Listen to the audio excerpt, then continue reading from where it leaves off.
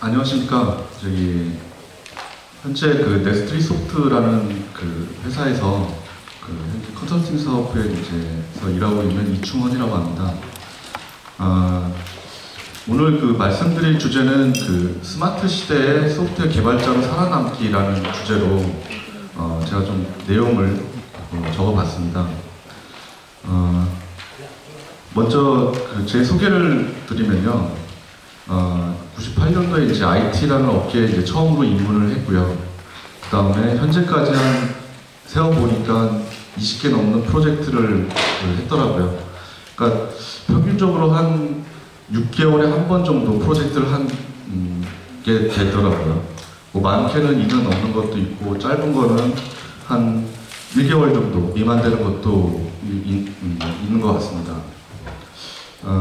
지금은 이제 대형 보험사 화재 프로젝트에서 이제 그것도 한 2년 정도 되는데요. 거기서 지금 현재 그 프로젝트를 진행 중에 있고요. 그 다음에 현재는 이제 코스타라는 그 소프트웨어 진흥 협회라는 데에서 지금 테스트하고 다인 테스트, 그 다음에 CI (Continuous Integration이라는 거 가지고 이제 강의를 지금 진행 중에 있습니다.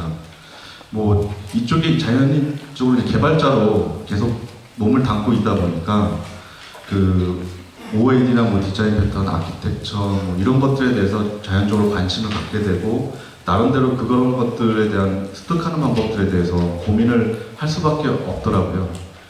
그러면서 이제 지금 현재 스마트 또는 클라우드 환경으로 들어가게 되면서 기존에 제가 익혔던 부분들, 그다음에 제가 생각하고 있는 부분에 대해서 같이 공유를 하고 이런 것들을 어떻게 개발자로서 습득을 해야지 그런 시대에 남을 수 있을까라는 부분들에 대해서 같이 한번 공유를 하는 시간을 가졌으면 좋겠습니다.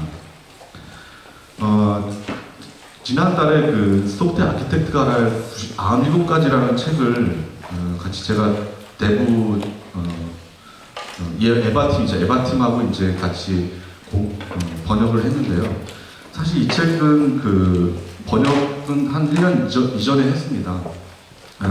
원래 이제 이 책의 원저자들이 위키나 블로그에 이제 올려놓은 글을 어떤 한 사람이 이제 최종적으로 정리를 해서 97가지라는 시리즈로 책을 냈습니다. 그래서 내용들이 좋아가지고 제가 이제 저도 마찬가지 여기 제가 운영하는 블로그 있는데요. 거기에다가 한 1년 전에 올려놓고 같이 이제 공유하기를 이제 바랬고요. 그래서 그 번역하는 팀에서 같이 연락이 와서 이번에 같이 번역에 참여를 했는데요. 이 책이 나오기 전까지, 이 책이 나온 그 시점부터 97가지로 검색을 하면은 그렇게 많이 이제 검색은 되진 않더라고요. 그 내용들에 대해서. 근데 최근에 97가지로 검색을 하면은 프로그래머 아내가 알아야 할 97가지라는 제가 뭐 보신 분도 계시겠지만 그게 거의 다 검색이 되더라고요. 상당히 저를 책을 낸 입장에서도 좀 당황스럽기도 하고요. 그 다음에 요거 이후에도 프로젝트 관리자가 알아야 할 97가지라는 시리즈가 또 있습니다. 그것도 이제 준비를 하고 있는 중인데 사실 이제 그런 부분에 대해서 악영향을 미치지 않을까라는 그런 생각이 드는데요. 내용을 보면서 상당히 공감을 했습니다, 저도. 그러니까 IT 현실이라는 것 자체가 어떻게 보면은 좀 썩 좋지만은 않은 그런 상황들인 것 같다라는 생각이 듭니다. 그래서 제가 그런 현실들하고 그 다음에 실제적으로 지금 이제 스마트하고 그 다음에 클라우드 환경으로 가면서 실제 소프트웨어 입장에서 소프트웨어 개발자의 입장에서 어떤 것들을 준비를 해야 될지에 대한 부분들을 같이 한번 공유를 해보겠습니다. 예. 먼저 이제 전반적인 소프트웨어 개발 문화하고 실제로 이제 현장에서 일어나는 일들, 그러니까 좋지 못한 사례긴 하지만 일단 어쨌든 간에 저희가 이런 부분들에 대해서 받아들일 수밖에 없는 것은 현실이기 때문에 그런 부분에 대해서 한번 말씀을 드리고요. 그 다음에 스마트 시대로 접어들면서 이제 소프트웨어 개발 문화가 바뀌어질 거다, 혹은 어떻게 될 거다라는 거를 좀 한번 짚고 넘어가고 계속 이제 개발자로서 어떻게 살아남아야 될 건지에 대한 부분들에 대해서 말씀을 드리도록 하겠습니다. 처음에 이제 소프트웨어 개발자로 입문을 하는데요. 처음에 이제 개발자로 입문을 해서 어떤 생각을 가지고 있냐면은 이런 유명한 사람들의 얘기를 먼저 이제 떠오르죠. 그 소프트웨어를 이제 딱 들어와서 그러니까 처음에 아무것도 모르는 상태에서 처음에 이제 들어와서 생각하는 그 사람들이 롤 모델, 소위 말하는 롤 모델이 외국 사람들이고 외국의 소프트웨어 문화고 외국의 내용들입니다. 이 부분은 상당히 좀 애석하게 생각하는 부분들도 있는데요. 국내 그 소프트웨어 문화가 뭐 역사가 많이 되고 했지만은 그런 부분들이 상당히 공유가 되고 그다음에 같이 얘기가 되지 못한다는 게 좀 현실적으로 좀 어떻게 보면 갑갑한 그런 부분들이죠. 제가 한 4가지 정도의 부분에 대해서 어떻게 생각을 하고 있는지에 대한 부분을 좀 나름대로 옆에서 본고하고 추측을 해봤습니다. 개발 접근 방법에 대해서는 학교에서 배운 것과 현실과의 차이를 많이 느낍니다. 물론 학교에서 하고 현장 프로젝트에서 경험하는 부분들이 상황이 많이 다르고 그렇긴 하지만 기본적으로 학교에서는 어떻게 보면은 이제 IT 개발자로 또는 소프트웨어 개발자로서의 역량보다는 다른 측면들을 좀 더 강조를 하죠. 그리고 현실적인 감각들이 많이 좀 부족한 부분들이 많이 있는 게 사실인 것 같습니다. 개발 방법론에 대해서도 그렇게 현장에서 필요한 부분들을 많이 습득하고 오는 사람들을 이렇게 보지는 못했습니다. 물론 이제 혼자서 공부하고 나름대로 익혀서 하는 부분도 있는데 그것도 어느 정도 한계가 있고요. 그 다음에 비즈니스에 대한 이해, 소프트웨어 개발을 전문적으로 이제 전공을 한 사람들 보면은 근본적으로 소프트웨어라는 거는 하드웨어에다가 소프트웨어라는 매개체를 통해서 사람과 또는 비즈니스와 인터랙션하는 부분들을 구현하는 입장이기 때문에 소프트웨어 개발자들은 비즈니스에 대한 부분들을 어느 정도 이해를 하고 그것들을 어떻게 IT 쪽으로 옮겨갈 것인지에 대한 부분이 필요한데 그런 부분들이 상당히 전무한 상태죠. 프로젝트 경험은 뭐 시키는 대로 하기 바쁩니다. 그 다음에 좀 이제 경력이 들어서 한 대리급 정도 되면은 보통 이제 벤처 기업들을 많이 생각을 하십니다. 그 중에서도 잘 나가는 벤처들. 물론 이제 대기업에 계시던 분들도 상당히 이제 대기업이 경직된 부분들, 그다음에 또 여러 가지로 이제 복합적인 부분들이 있어서 나름대로 추구하고 싶은 부분들도 있기 때문에 저는 자유로운 이제 벤처 기업들을 생각을 하시는데요. 뭐 요새는 많이 좀 바뀌었죠, 그런 부분들이. 어쨌든 이론과 개발 접근 방법에 있어서는 이론과 현실에 대한 차이들을 극명하게 느낍니다. 그리고 새로운 방법론 또는 새로운 그 기술에 대한 추구가 상당히 강하죠. 그래서 어떻게 보면은 그런 것들을 이제 쫓아가면서 좀 시간을 많이 보내는 경우도 있습니다. 그 다음에 어떤 기술적인 부분에 대해서 상당히 이제 깊게 들어가죠, 이런 부분들은. 그리고 프로젝트에서는 이제 어떤 사람과의 만남, 교류 부분들을 더 중요하게 생각하는 그런 경향들이 좀 있는 것 같습니다. 그 다음에 좀 약간 나이가 들면은 프리로 갈 것인지, 그 다음에 정직으로 갈 것인지에 대한 고민들을 좀 합니다. 그 다음에 뭐 어느 정도 나이가 있기 때문에 그거에 대한 그 자기 경험에 대한 또는 좋은 경험을 쌓고자 하는 부분들도 많이 표출이 되는 것 같고요. 그 개발 접근 방법에 대해서는 나름대로 본인이 이제 어떤 실력을 갖췄기 때문에 수입에 따라서 접근 방법을 취하게 되죠. 돈을 많이 주는 데는 나름대로 좀 나이스한 그런 방법들을 취하기도 하고요.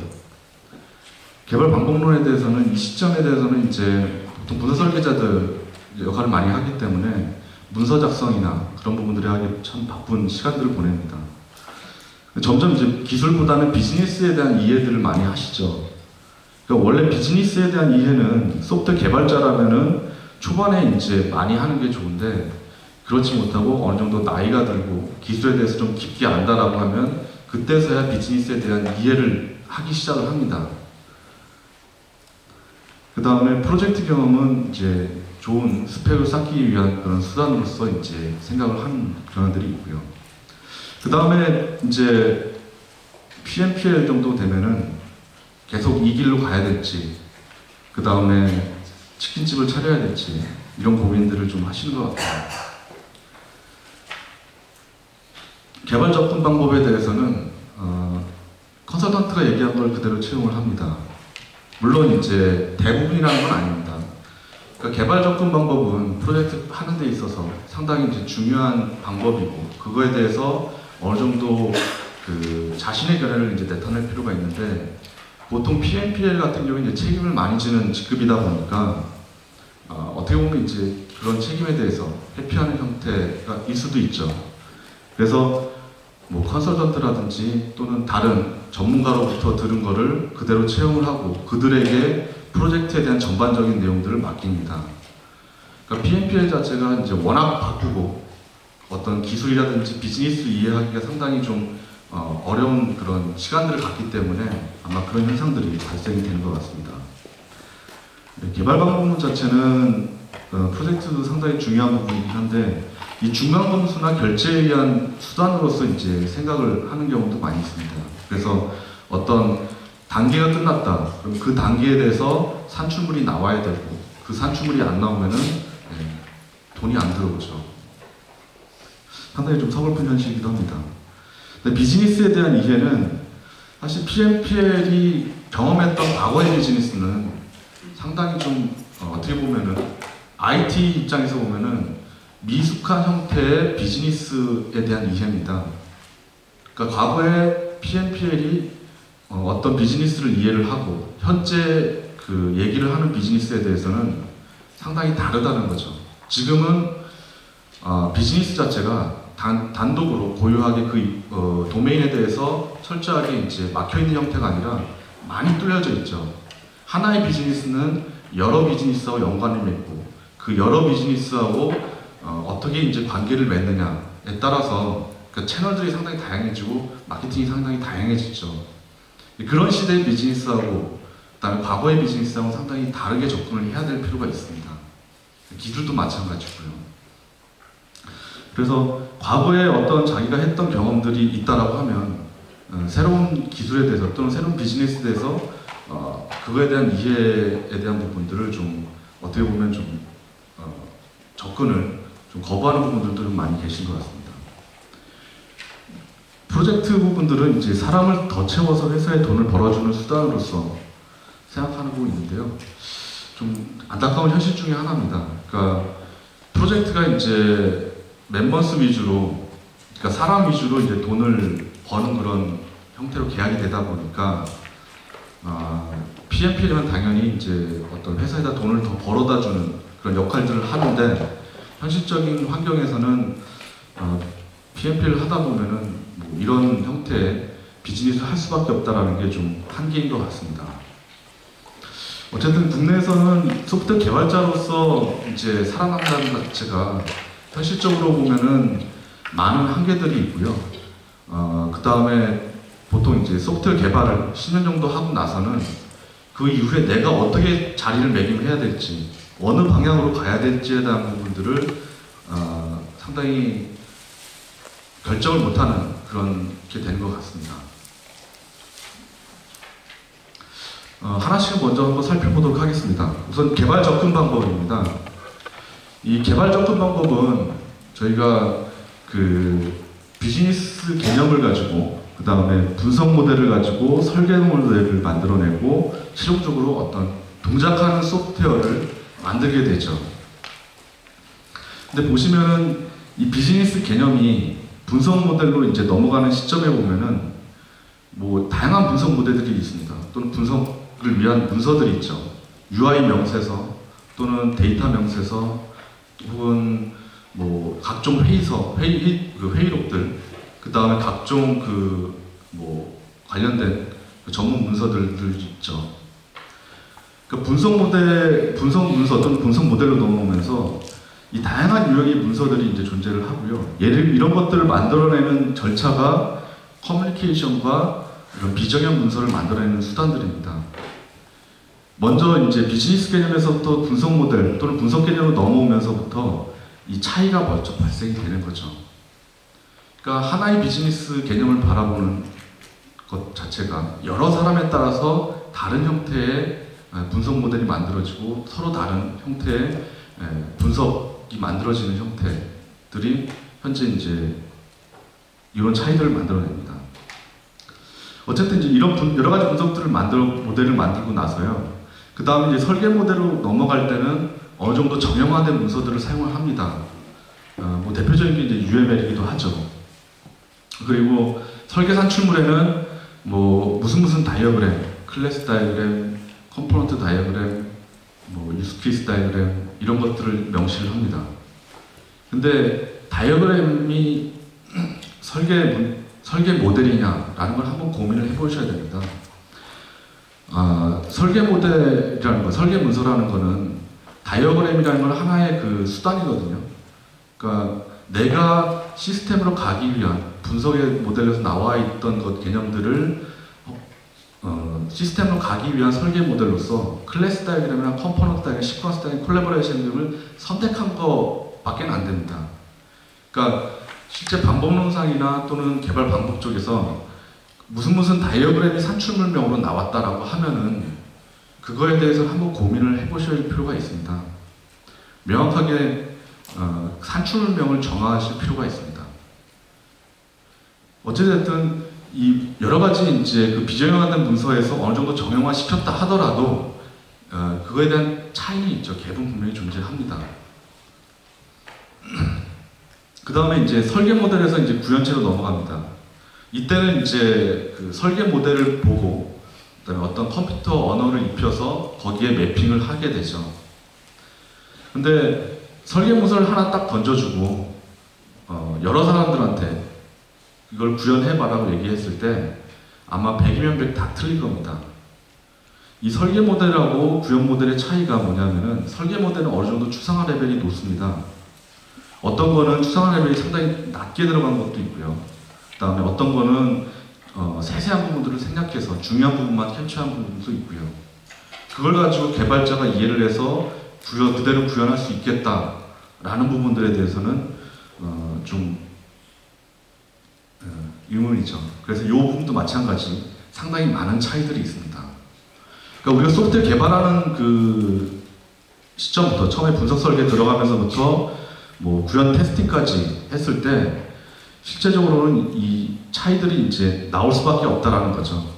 그럼 이 차이는 그 안에는 개념을 그대로 가져온 것들도 있겠지만은 상당히 많은 부분들이 변형이 되거나 왜곡이 될 수밖에 없습니다.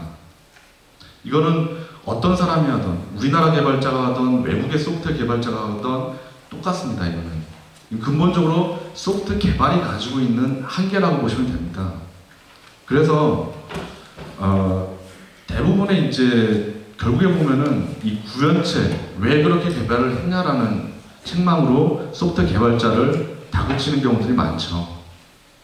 그러니까 근본적으로 이 소프트웨어 개발이라는 그 특성들을 이해하지 못했기 때문에 기본적으로 그렇게 발생이 되는 왜곡이나 변형에 대해서 이해를 할 필요가 있습니다. 즉 소프트웨어 개발은 기본적으로 왜곡이나 변형에 대한 이런 차이를 어떻게 줄여줄 수 있을 것인가라는 부분들이 상당히 이제 중요한 관건이 되는 거죠. 따라서 이 소프트웨어 개발은 근본적으로 사람이 개입해서 할 수밖에 없기 때문에 자동화한다는 것은 어느 정도 한계가 있습니다. 물론 궁극적으로 소프트웨어 개발을 다른 매개체가 대신 해줄 수 있다라고 하면은 상당히 사람이 편리해지긴 하겠지만은 궁극적으로 이렇게 되기에는 좀 많은 한계들이 있죠. 아직까지는.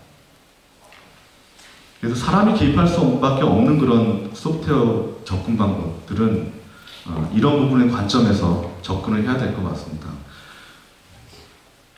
그 다음에 이제 개발 방법론에 대한 부분인데요.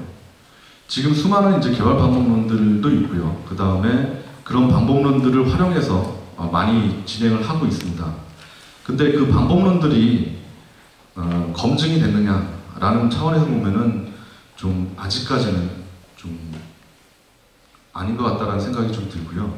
그래서 현실에 들어맞는 현실적인 방법론에 대한 거는 좀 앞으로 좀 더 기술이 발전을 해야 될 것 같다라는 생각이 듭니다.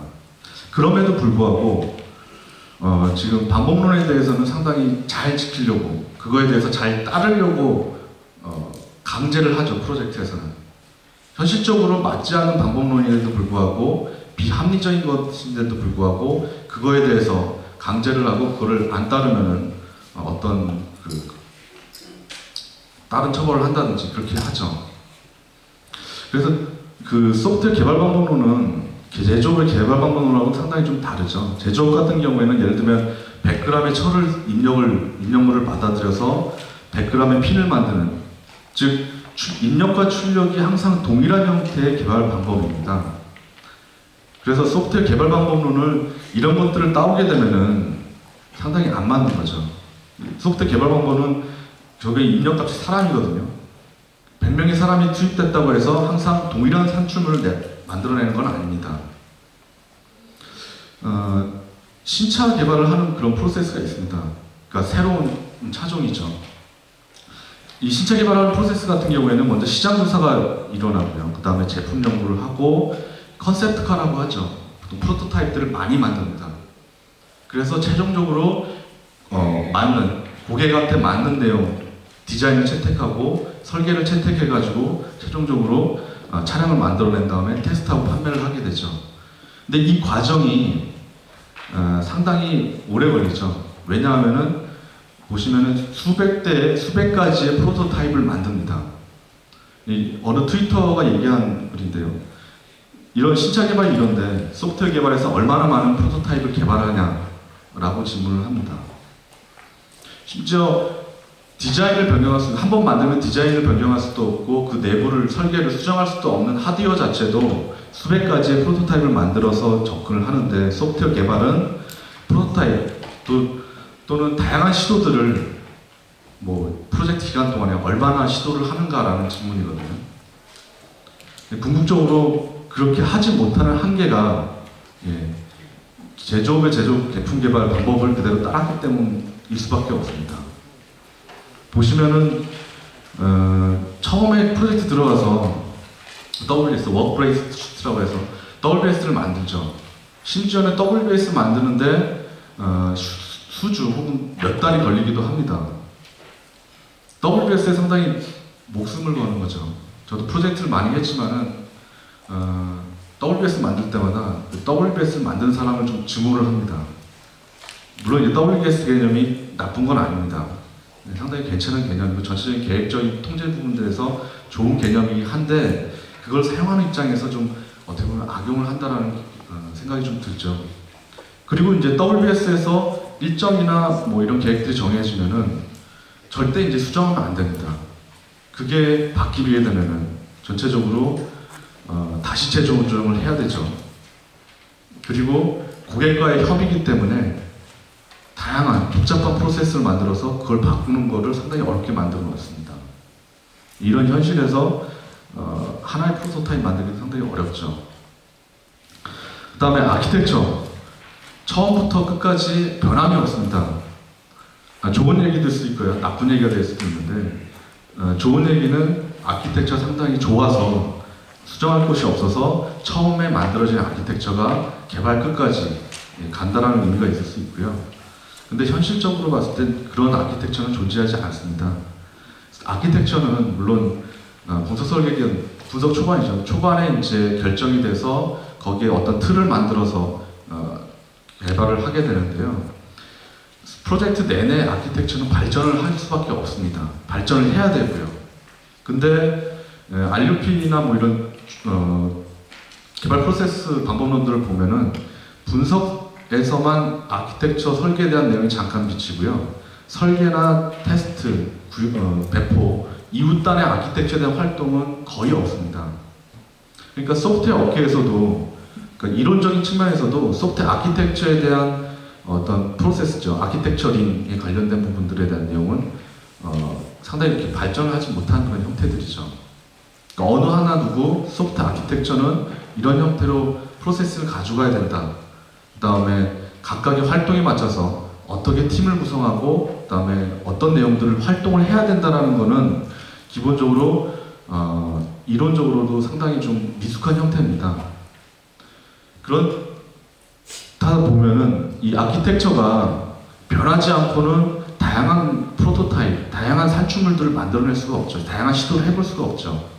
하나의 아키텍처로 고정되어 있기 때문에 거기에 맞는 내용들로 찰 수밖에 없습니다. 그러니까 다양한 형태의 또 다른 형태의 그런 소프트웨어를 만들려면은 아키텍처가 변할 수밖에 없죠. 그 다음에 이제 개발자들을 강요하는 이제 각종 표준들. 저는 그 표준, 물론 이제 표준이 중요합니다. 나쁘다라는 의미는 아니고요. 가이드 같은 경우도 그렇던데, 네, 그 내용을 보면요. 예를 들면 첫 번째 뭐 하세요, 두 번째 뭐 하세요, 세 번째 뭐 하세요, 뭐 로컬에 어떤 디렉토리 만드세요. 소위 말하는 이제 그 따라하기 형태들의 것들이죠. 그러니까 표준이나 가이드를 만들 때 처음 이 프로젝트에 들어온 사람들도 그 가이드나 표준 문서를 보고 그대로 따라할 수 있는가라는 관점에서 가이드나 문서를 만듭니다. 근데 그게 어떻게 보면은 개발하는 데 있어서 상당히 이제 방해 요소가 되는 부분들이기도 합니다. 그러니까 가이드나 표준은 기본적으로 원칙이나 틀에 대한 내용들만 이제 들어가면 될 것 같고요. 그런 상세한 내용들은 개발자의 역량에 사실 맡겨두는 게 좋습니다. 예, 어쨌든 이런 것들 때문에 저희가 수백 가지의 프로토타입 또는 다양한 시도를 해본다는 것은 상당히 좀 힘들죠, 이런 분들이. 근데 현재 이제 검증이 되지 않은 개발 방법론을 소프트웨어 개발할 때 채용을 한다는 것은 상당히 어폐가 있는 부분들이